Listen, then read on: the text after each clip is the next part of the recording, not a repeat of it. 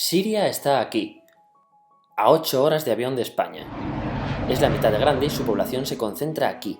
¿Por qué? Porque toda esta zona es un enorme desierto, pero un desierto muy importante. Tiene un tercio de las reservas de petróleo del mundo y también de gas natural, según algunos el nuevo petróleo. Para sacarlo de aquí y llevarlo a Europa, hay que rodear toda esta península y salir por el canal de Suez.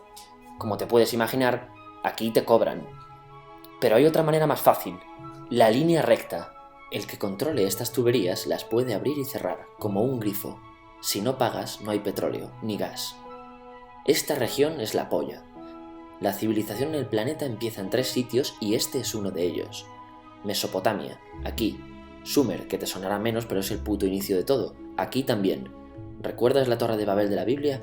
La hicieron estos tíos. Egipto, aquí. Siempre ha sido un punto de contacto entre Oriente y Occidente, dando a Asia salida al Mediterráneo.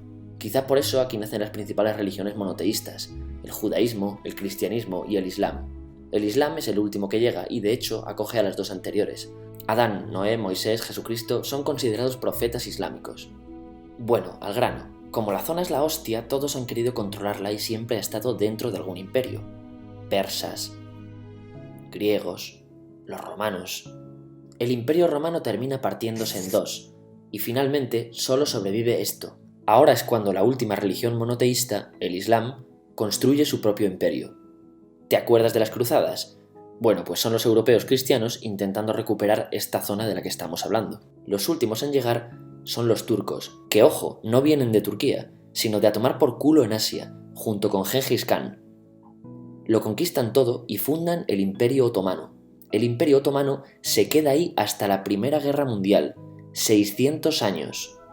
Cuando acaba la Primera Guerra Mundial, aparecen pequeños países donde antes estaba el Imperio Otomano, y por primera vez vemos a Siria en un mapa. Hasta ahora la habíamos dibujado para no perdernos. ¿Y quién se inventa esos países? Lo que te voy a contar es alto secreto. Bueno, lo era en 1916.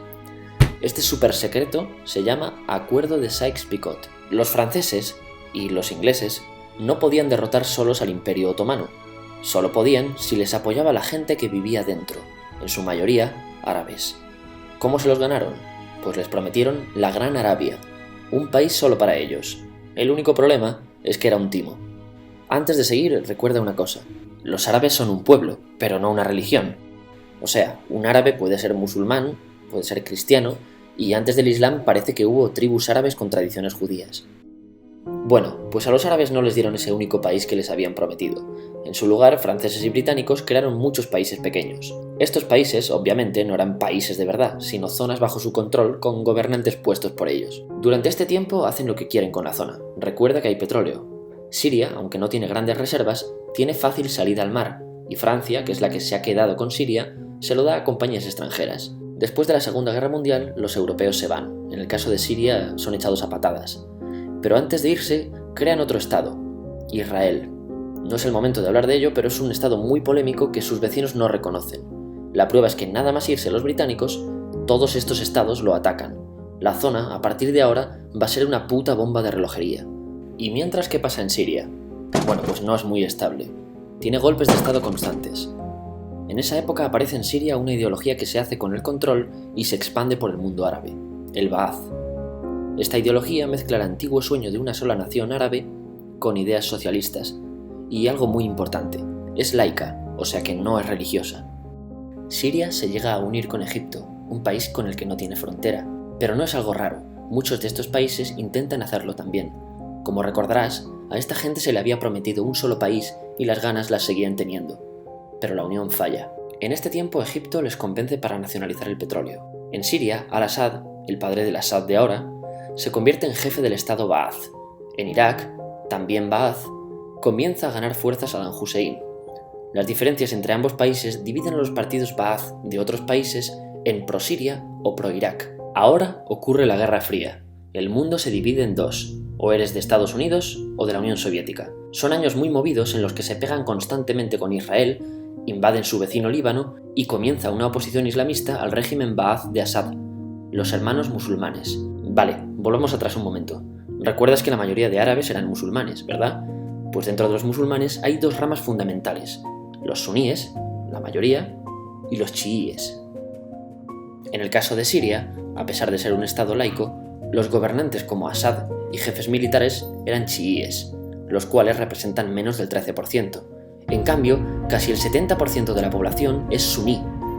Un dato curioso es que los cristianos son casi el 10%. Que los chiíes controlen el gobierno y el ejército mosquea a la población suní, y este sentimiento es aprovechado por los hermanos musulmanes, islamistas radicales suníes. Estos toman las armas en la ciudad de Hama en contra del gobierno, y Assad acaba con la revuelta a costa de matar miles de civiles y encarcelar a mucha gente. En el año 2000, Assad padre muere y le sucede Assad hijo. Ante las presiones libera a muchos presos, trae internet y esperanzas de cambio. Hay un periodo de gran debate político y aparece la oposición. También vuelven los hermanos musulmanes. Los siguientes años son difíciles. Arrestan a la oposición. Y Bush incluye Siria en el eje del mal, y esto la aísla. Está mal visto negociar con Siria. Los kurdos, un pueblo que vive distribuido por varios países de la zona, empiezan a protestar también. Hay represión y muertos. En 2011, te sonará esto, ocurre la Primavera Árabe. ¿Qué es esto? Bueno, es una protesta que se va propagando por todos los países árabes pidiendo más democracia. Como ves, el mundo árabe, a pesar de estar dividido en países, tiene tendencias generales. Cuando llega a Siria, Assad hijo termina usando el ejército y en los enfrentamientos mueren unas 1000 personas. Los enfrentamientos irán escalando hasta que se conviertan en guerra civil. No hay un momento exacto de inicio. Lo importante es que hoy en día hay numerosas facciones en juego. Vamos a verlas. Pero primero piensa en que todo está dividido entre chiíes, la minoría, y suníes, la mayoría. Chiíes y además laicos, o sea, no religiosos, son el gobierno de Al-Assad. Controla todo esto, que si recuerdas son básicamente las zonas chiíes del país. El gobierno de Assad está enfrentado al resto. También mayoritariamente laico, pero suní, es el Ejército Libre de Siria o FSA en inglés. Junto con el Frente Islámico, que es religioso, y otros 70 y pico grupos más, forman una coalición que la prensa llama simplemente la oposición. También suníes e islamistas, pero radicales, son Al-Nusra, llamados Al-Qaeda en Siria, porque son básicamente eso, Al-Qaeda en Siria. Otros islamistas radicales son el ISIS o Estado Islámico. Salen de Al-Qaeda en Irak, controlan la mayor parte de Siria e Irak y se han hecho famosos por sus atrocidades. Su objetivo teórico impacta a muchos. Es un Estado Islámico a lo largo de Asia, África y Levante, aunque a ti ya te suena, ¿verdad? En naranja tenemos al pueblo kurdo, que recordarás porque el presidente Al-Assad lo reprimió, al igual que gobiernos de países próximos también hacen. Ahora controlan militarmente esta zona. Antes de terminar, repasemos los apoyos internacionales a fecha de octubre de 2015. Las fuerzas de Al-Assad son apoyadas por Rusia, que ya tenía base militar en el país antes del conflicto, por Irán y por China. Todos son países de lo que Europa llama Oriente. En contra de Assad, apoyando a la llamada oposición, luchan Estados Unidos, Turquía, Francia, Gran Bretaña y Arabia Saudí. Podemos terminar con algunas conclusiones. Te advierto que esto ya es pura opinión. Si recapitulamos, vemos que la región es estratégica. Por su situación privilegiada, todos la quieren. Siria siempre ha estado bajo el paraguas de grandes imperios. Piensa que hace 100 años la actual Francia era Francia, Gran Bretaña era Gran Bretaña, pero es que hace 200 también, y hace 300 también, y hace 400 también. En cambio, Siria solo es Siria desde hace menos de 100 años, y solo se gobierna a sí misma desde hace poco más de 50. Además, jamás decidieron sus fronteras, se las impusieron. Europa divide Oriente Medio a su antojo para controlarlo, diseñando países sin tener en cuenta su población. Muchos historiadores dicen que todo pueblo tiene la necesidad de manejar su propio destino, pero estos ingredientes que hemos visto juegan en contra de proyectos como la Siria Ba'ath, que encima usa la represión para mantenerse. En última instancia, producen una guerra civil.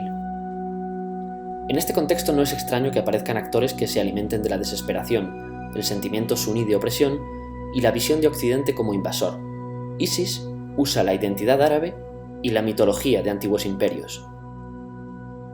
Cuando quieras entender el presente, pregúntate, ¿y el pasado?